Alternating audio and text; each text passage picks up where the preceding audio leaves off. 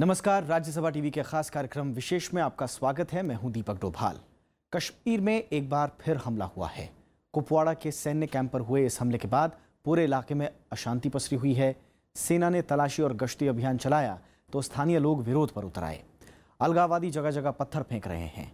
उपचुनाव में हुई हिंसा के बाद से उबल रही घाटी शांत होने का नाम ही नहीं ले रही। 2010 से लेकर 2016 के बीच घाटी में इस तरह की हिंसा नहीं हुई जो बीते एक साल से देखी जा रही है। कश्मीर में कई मायनों में हालात बेकाबू होते दिख रहे हैं। उपचुनाव वोटिंग प्रतिशत 2 अंकों में भी नहीं पहुंच पाया। ऐतिहासिक तौर पर इतने कम लोगों ने हाल ही में वोट नहीं दिया। इन तमाम घटनाओं की वजह से क्या कुछ वहां पर हालात हो रहे हैं? इन घटनाओं की वजह क्या है? क्या केंद्र सरकार की तरफ से कश्मीरियों का दिल जीतने की पहल कामयाब नहीं हुई? क्या सरकारी नीतियों में अभाव है या फिर बातचीत की गंभीर कोशिश फिर से शुरू करने का वक्त आ गया है? विशेष में आज हम इन्हीं सवालों पर बात करेंगे और बताएंगे कि अब तक केंद्र की तरफ से कब कब कश्मीरियों के साथ बातचीत की कोशिश हुई, वार्ता करने गई समितियों ने जो सिफारिशें दी, सरकार ने उनका क्या किया। तो आइए शुरू करते हैं आज का विशेष।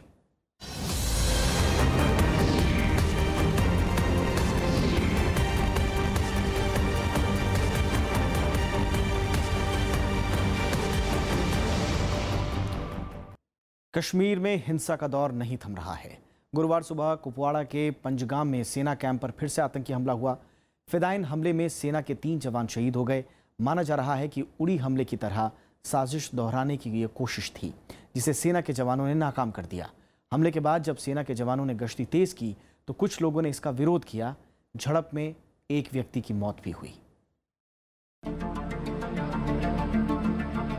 ये तस्वीरें हैं कुपवाड़ा की, जहां सेना कैंप पर हुए हमले के बाद अलगाववादियों ने पत्थरबाजी की शुरुआत कर दी।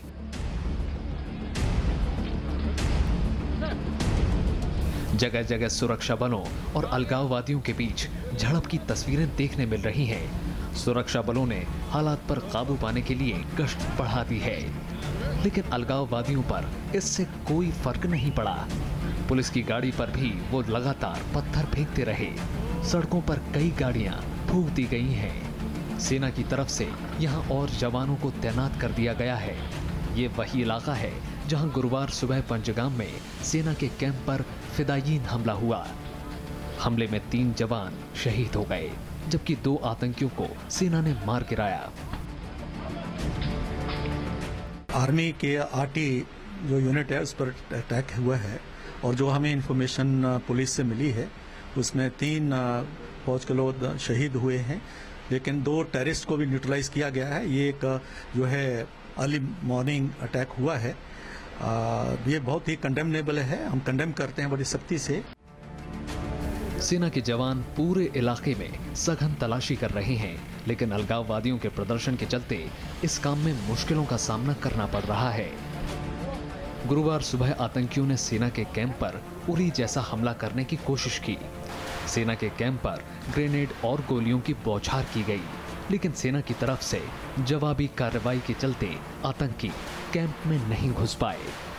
एलओसी से महज 5 किलोमीटर दूर इस कैंप में सुबह 4 बजे से 5 बजे के बीच उस वक्त हमला हुआ जब कैंप में गश्त करने वाले जवान अपनी शिफ्ट बदल रहे थे। माना जा रहा है कि हमला जैश-ए-मोहम्मद की तरफ से किया गया। Search and sanitization operations are in progress.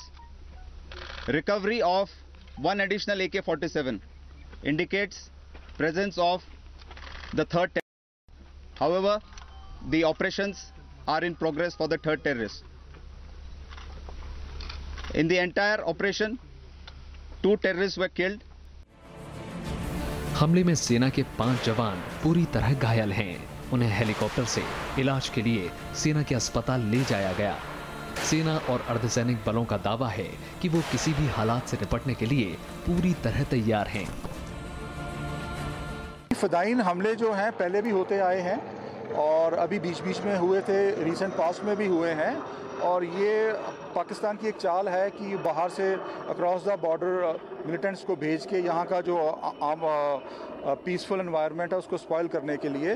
तो हमारी फोर्सेस जैसे आर्मी सीआरपीएफ जेकेपी तैयार है हैंडल करने के लिए।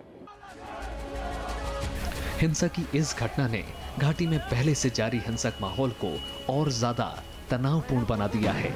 उपचुनाव के बाद से भड़की हिंसा के बाद कश्मीर में तनाव चरम पर है। सरकार ने इंटरनेट सेवा पर पाबंदी लगा दी है।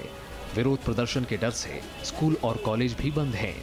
इस बीच जम्मू कश्मीर पुलिस ने अलगाववादी नेता आसिया अंद्राबी को जन सुरक्षा अधिनियम के तहत गिरफ्तार कर लिया है। पुलिस का दावा है कि घाटी में महिलाओं को सुरक्षा बल के ऊपर पत्थर फेंकने के लिए उकसाने में उनकी अहम भूमिका है। Bureau report, Rajya Sabha TV. और इस सबके बीच सरकार की कश्मीर नीति पर कई सवाल उठ रहे हैं। कहा जा रहा है कि 1990 के दशक के बाद से कश्मीर सबसे खराब हालातों से गुजर रहा है। बातचीत का माहौल बनाने की कोई कोशिश कारगर साबित नहीं हो रही।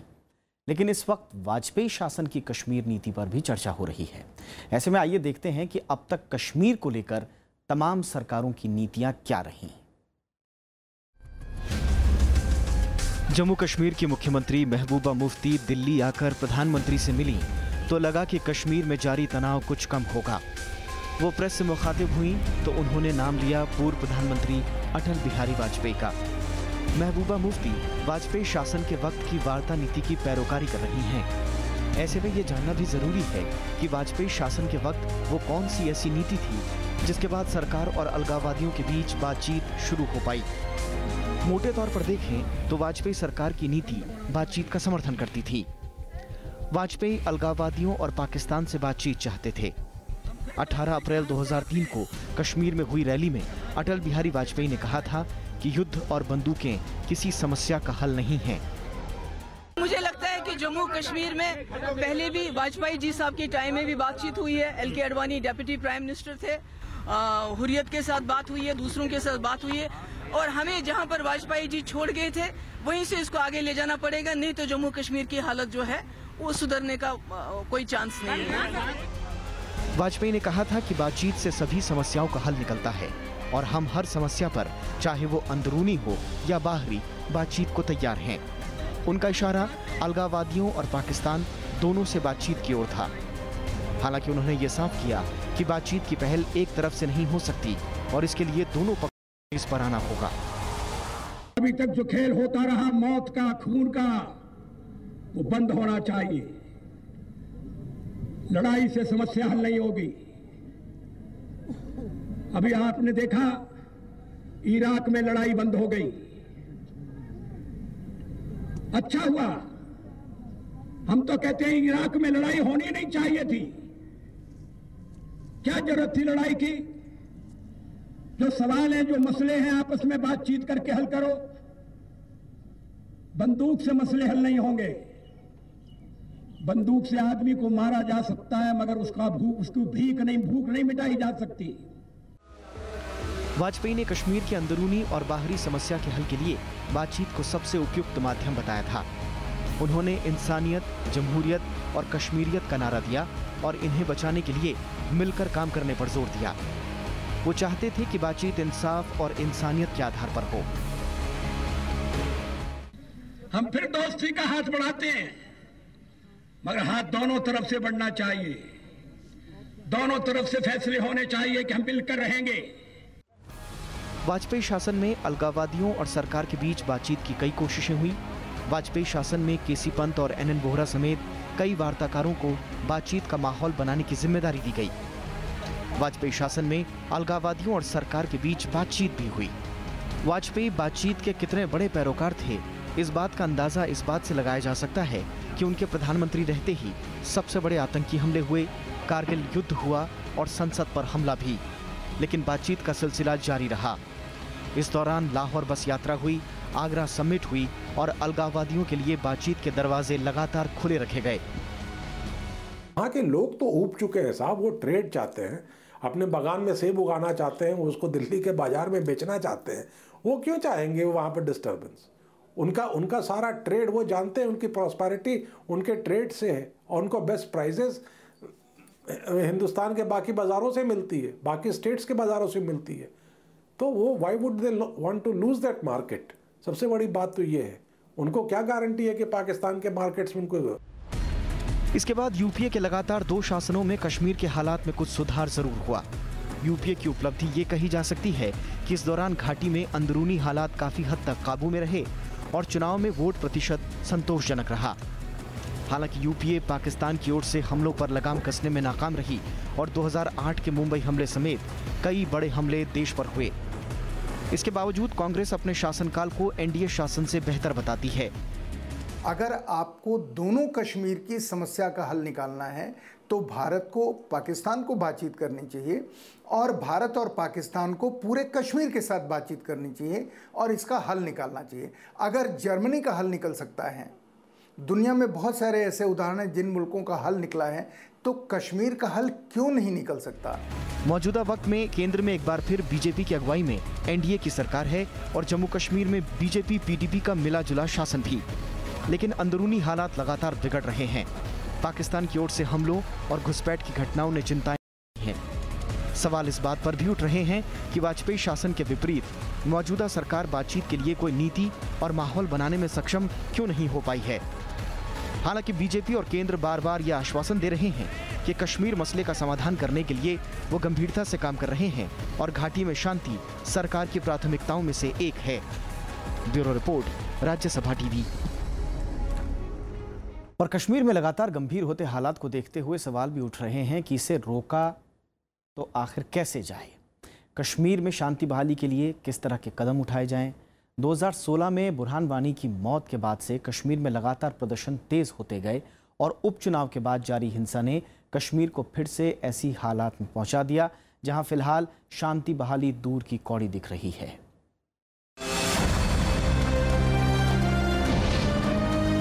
कश्मीर के बढ़ते तनाव को देखते हुए केंद्र सरकार ने कई दफा इसे बातचीत के जरिए हल करने की कोशिश की। वार्ता के ताजा इतिहास को देखें तो ये राजीव गांधी के जमाने में शुरू हुआ, जब उग्रवाद पर काबू पाने के लिए 1990 में मौलवी उमर फारूक से बात की। 1992 में कई धड़ों के नेताओं के साथ फारूक दिल्ली में बातचीत के लिए आए, लेकिन बातचीत सफल नहीं हो पाई। इसके बाद कश्मीर में हालात और विकराल होते गए। केंद्र में जब अटल बिहारी वाजपेयी की सरकार बनी तो साल 2001 में एक और समिति का गठन किया गया। पूर्व रक्षा मंत्री केसी पंत की अगुवाई वाली समिति को कश्मीरियों के बातचीत का जिम्मा दिया गया, लेकिन हुर्रियत कॉन्फ्रेंस इस बात पे अड़ गए कि पाकिस्तान को शामिल किए बगैर ये बातचीत नहीं हो सकती। इससे पहले 2000 में वाजपेयी सरकार ने कश्मीर में सर्वदलीय शिष्टमंडल भेजा। ऐसा लगा कि मामला पटरी पर लौट आएगा, लेकिन ऐसा नहीं हुआ। इसके बाद 2002 में एक बार सरकार ने पहल की। राम जेठमलानी की अगुवाई में कई लोग वार्ता के लिए कश्मीर गए।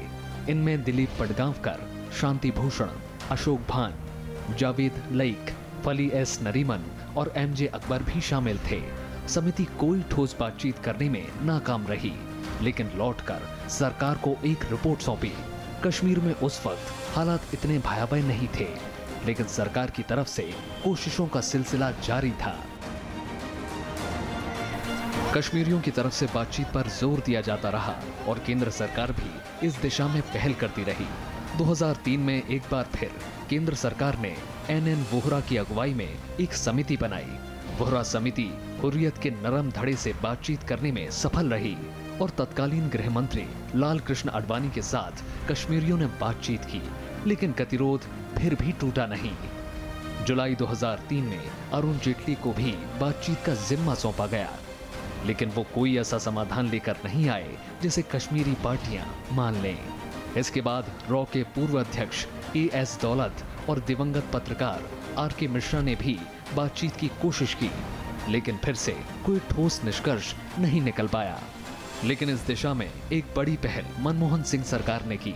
उन्होंने कश्मीरियों की आवाज और मुद्दे जानने के लिए वहां की पार्टियों के साथ बातचीत का प्रस्ताव रखा। 25 फरवरी 2006 को एक गोलमेज सम्मेलन हुआ।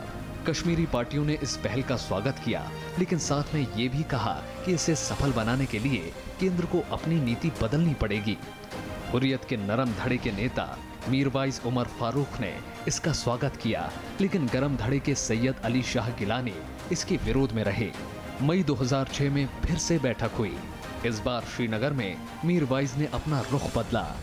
उन्होंने कहा कि कश्मीर की सभी पार्टियों और अवाम के साथ बातचीत के बगैर कोई भी बातचीत मुकम्मल नहीं होगी।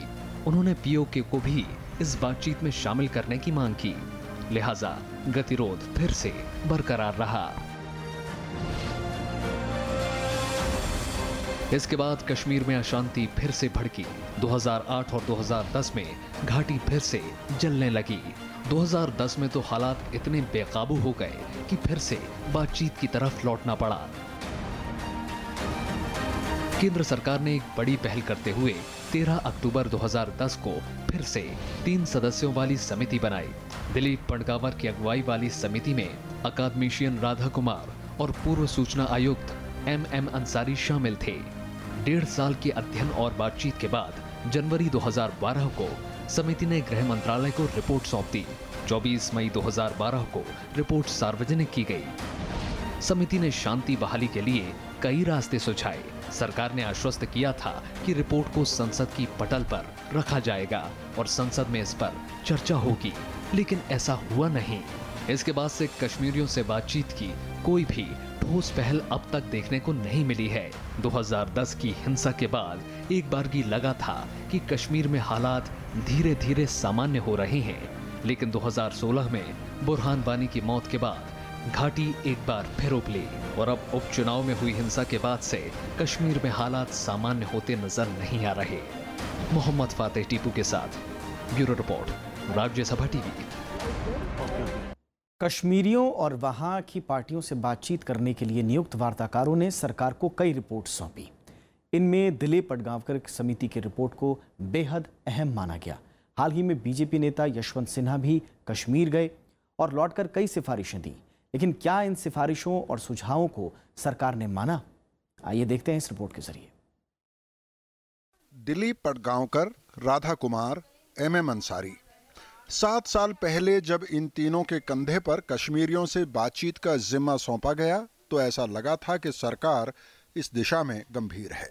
1.5 साल तक कई पक्षों से बातचीत करके जब समिति लौटी तो 176 पन्नों की रिपोर्ट गृह मंत्रालय को सौंपी गई। सरकार ने पहले आश्वस्त किया था कि इस रिपोर्ट को संसद में पेश किया जाएगा, लेकिन ऐसा हुआ नहीं।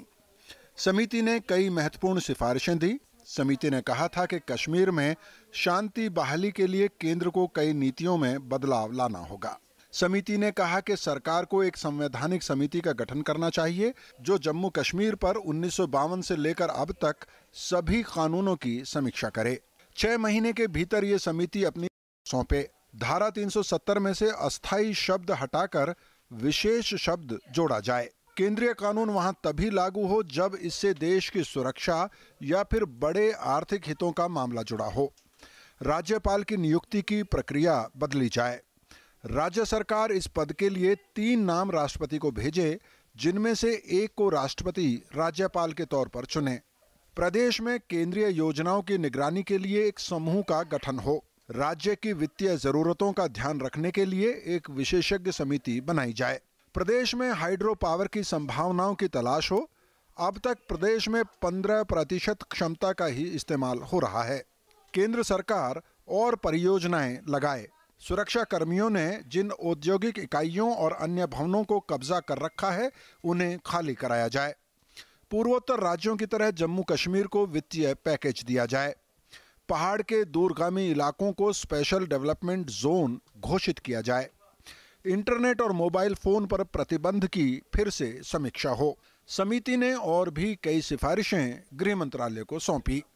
समिति ने कहा कि जिन पत्थरबाजों और राजनीतिक कैदियों के खिलाफ गंभीर मामले दर्ज नहीं हैं, उनको रिहा किया जाए। जम्मू कश्मीर में लागू सैन्य बल विशेषाधिकार कानून यानी AFSPA और जम्मू कश्मीर जन सुरक्षा कानून की समीक्षा हो। कश्मीरी पंडितों को घाटी में बसाने के लिए नीति बने। गुमनाम कब्रों में दफन लोगों की जांच के लिए न्यायिक समिति का गठन हो। दिलीप पडगावकर समिति ने सामाजिक योजनाओं के लिए रंगराजन समिति की सिफारिशों को भी लागू करने की वकालत की। इस समिति के अलावा हाल में जब यशवंत सिन्हा की अगुवाई में एक टीम ने कश्मीर का दौरा किया तो उन्होंने भी कई समाधान सुझाए। यशवंत सिन्हा ने कहा कि कश्मीर में मानवाधिकार को बेहतर बनाया जाए, सुरक्षा बलों की तरफ से ज्यादा मानवीय रवैया अपनाया जाए, पुलिस सुधार हो, हिरासत में रिहा नाबालिगों की तत्काल काउंसलिंग हो अभिव्यक्ति की आज़ादी का दायरा बढ़ाया जाए और इसके लिए गली मोहल्लों में लोगों से बातचीत हो। हुर्रियत से बातचीत के सभी मुमकिन रास्तों पर विचार किया जाए। पर्यटन से लेकर तमाम उद्योगों में शामिल सरकारी एजेंसियों में स्थानीय स्तर पर रोजगार पैदा करने के लिए प्रोत्साहित करने की भी समिति ने सिफारिश दी। हालांकि सरकार को अब तक कई समितियों की तरफ से ठोस सिफारिशें मिली हैं, लेकिन उन्हें लागू नहीं किया जा सका। माना यह जा रहा है कि जब तक कश्मीरियों की भावनाओं को सरकार ठीक से नहीं समझती है, तब तक कश्मीर में शांति बहाली मुमकिन नहीं होगी।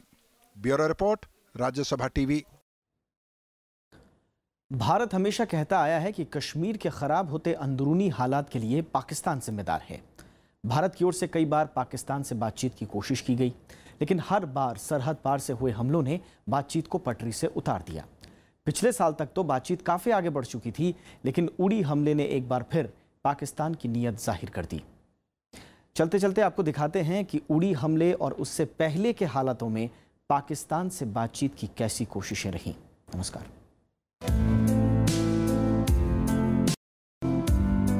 2016 शुरू ही हुआ था और लोग नए साल के जश्न में डूबे हुए थे।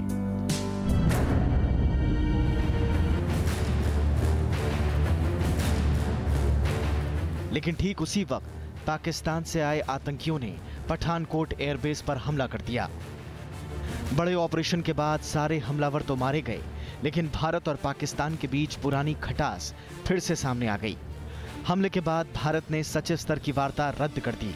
हमले के तार सीमा पार से जुड़े होने के सबूत पाकिस्तान को दिए गए और भारत ने एक कदम आगे बढ़ाते हुए पाकिस्तान की जांच टीम को भी पठानकोट बुला लिया, लेकिन नतीजा सिफर। हफ्तों बाद जब फिर से हालात सामान्य हुए तो लगा कि बातचीत का सिलसिला फिर शुरू होगा, लेकिन यह दौर लंबा नहीं टिक पाया। मोदी गवर्नमेंट ने शुरू में काफ़ी प्रयास किया पाकिस्तान के साथ डायलॉग के बारे में। मोदी साहब भी गए थे, आप जानते हैं, करीब 10 महीने पहले, लेकिन उसका कोई नतीजा नहीं हुआ, क्योंकि पाकिस्तान में बहुत सारी ऐसी शक्ति है, खास करके उनके आर्म्ड फोर्सेस, वो नहीं चाहते हैं कि ये संबंध थोड़े भी नॉर्मलाइज हो सके। बड़ी मुश्किल बात है। कश्मीर में हिजबुल कमांडर बुरहान वानी की मौत के बाद पाकिस्तान ने जिस तरह पूरे मामले में दखलंदाजी शुरू की, उसने भी दोनों मुल्कों के बीच खटास बढ़ाई। भारत की तरफ से आपत्ति जताने के बावजूद पाकिस्तान ने अंतर्राष्ट्रीय स्तर पर कश्मीर की अस्थिरता का मुद्दा उठाया। इसके बाद 15 अगस्त के भाषण में प्रधानमंत्री नरेंद्र मोदी ने बलूचिस्तान का मुद्दा उठाकर यह साफ कर दिया कि आंतरिक मामलों में बेजा दखलंदाजी का भारत भी उसी जुबान में जवाब देगा। दोनों देशों के बीच तनातनी का माहौल बरकरार ही था कि सितंबर 2016 में उड़ी में सुरक्षा बलों पर एक और बड़ा आतंकी हमला हुआ। इस हमले में 19 सैनिक शहीद हो गए। एक बार फिर सभी चारों हमलावरों को सुरक्षा बलों ने मार गिराया, लेकिन यह हमला इतना बड़ा था कि भारत और पाकिस्तान के बीच सभी बातचीत स्थगित हो गई। पिछले 1 साल से भारत ने काफ़ी चेष्टा की है कि भारत और पाकिस्तान के संबंध जो है सामान्य हो जाए, मैत्रीपूर्ण हो जाए, लेकिन भारत की जो चेष्टाएं रही हैं वो विफल हुई हैं।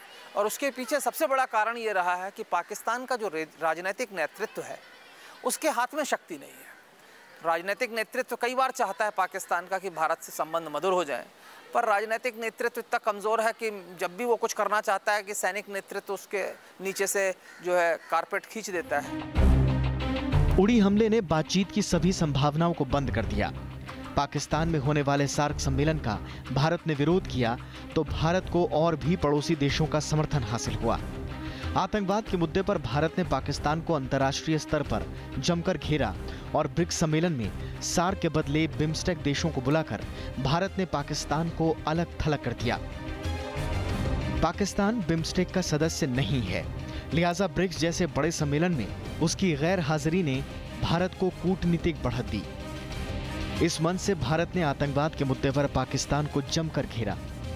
This country in India's neighborhood embraces and radiates the darkness of terrorism.